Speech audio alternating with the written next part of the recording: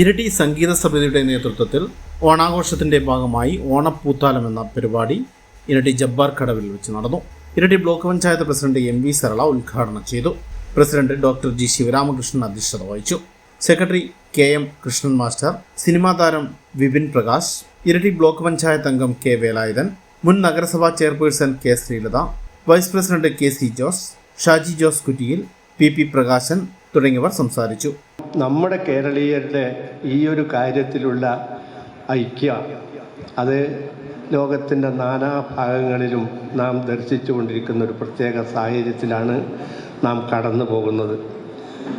ഈശ്വരാനുഗ്രഹത്താൽ നമ്മുടെ കേരളം അഭിപ്രായ വ്യത്യാസങ്ങൾ എന്തൊക്കെ ഉണ്ടായാലും ശരി, കേരളത്തിൽ ജനിക്കാൻ കഴിഞ്ഞതിൽ ഏറെ ഭാഗ്യവാന്മാരും നമുക്കൊരുമിച്ച് സന്തോഷിച്ച് പോകാൻ, നമുക്ക് പ്രയാസങ്ങളും പ്രശ്നങ്ങളും വരുമ്പോൾ നമ്മുടെ ഒരുമ എക്കാലവും എവിടെയും ശ്ലാഘിക്കപ്പെട്ടതാണ്, എല്ലാവരാലും അംഗീകരിക്കപ്പെട്ടതാണ്.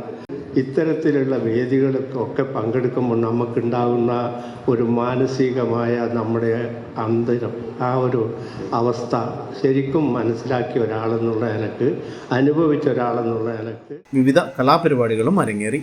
ഹൈ വിഷൻ ന്യൂസ്, ഇരട്ടി.